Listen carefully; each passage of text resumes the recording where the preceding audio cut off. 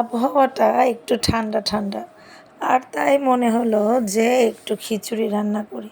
তবে খিচুড়িটা ভুনা নয়, আজকে একটু পাতলা খিচুড়ি রান্না করব। আর পাতলা খিচুড়িটা আমার হাজব্যান্ডের খুবই পছন্দ, তাই এখানে নিয়ে নিয়েছি 700 গ্রাম রেগুলার চাল এবং 1 কাপ মুগের ডাল ও 1 কাপ মসুরের ডাল। তো এখানে আমি ভালো মতো ধুয়ে একটি হাঁড়িতে বসিয়ে দিয়েছি চুলোতে। তো এখন নিয়ে নিয়েছি 1.5 মুঠ পেঁয়াজ, 4টে তেজপাতা, 4 টুকরা দারচিনি, 1 চামচ মরিচের গুঁড়া, 2 চামচ হলুদের গুঁড়া, 1 চামচ ধনিয়ার গুঁড়া ও 5টা এলাচ। তো এখন আমি সবগুলো মশলা এই ধোয়া চাল ডালের মধ্যে দিয়ে দিলাম। তো দেখুন ভিউয়ার্স, সবগুলো মশলা একসাথে ঢেলে দিয়েছি। এখন একটি খুন্তির সাহায্যে এটাকে নেড়ে দিলাম। তো এখানে আমি পুরো পাতিল ভরে পানি দেইনি, কিছুটা অংশ খালি রেখেছি পাতিলের। তো এখানে আমি দিয়ে দিয়েছি পরিমাণ মতো লবণ। এখন একটু নেড়ে দিয়ে ঢেকে দিলাম। ঢাকনা দিয়ে দিয়েছি একটু গরম হওয়ার জন্য। এখন আমি দিয়ে দিচ্ছি 2 টেবিল চামচ আদা রসুন বাটা। এখানে আদা রসুন বাটাটা আমি সবার শেষে দিয়েছি। এখন আবার একটু নেড়ে দিব।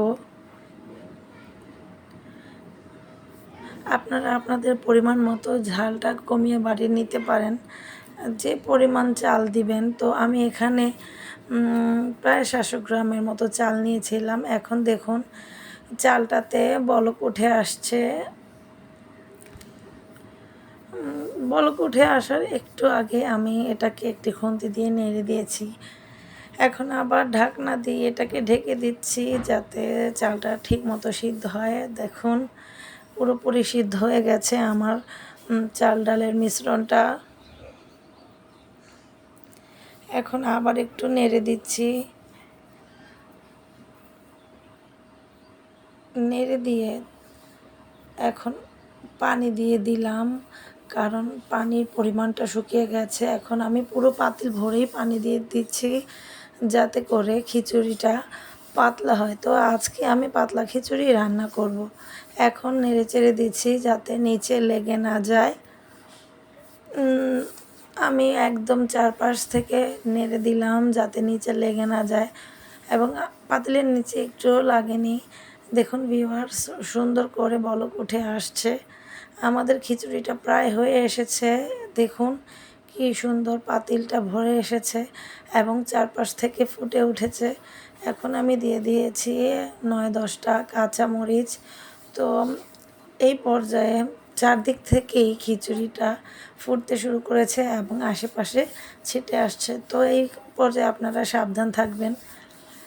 এখন দিয়ে দিয়েছিলাম আমি 1 চা চামচ ঘি নামানোর আগে। তো এখন পরিবেশনের পালা। এই খিচুড়িটার জন্য আমি সাথে রান্না করেছিলাম অথেন্টিক রেসিপির একটা গরুর গোশত।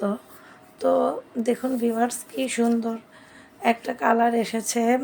পাতলা খিচুড়ির সাথে গরুর গোশতের কম্বাইন্ডটা খুবই দারুণ। তো আপনারা যদি এই রেসিপিটা তৈরি করতে চান তো আমার রেসিপিটা ফলো করে তৈরি করতে পারবেন এবং একদম পারফেক্টভাবে একটা পাতলা খিচুড়ি তৈরি করে নিতে পারবেন।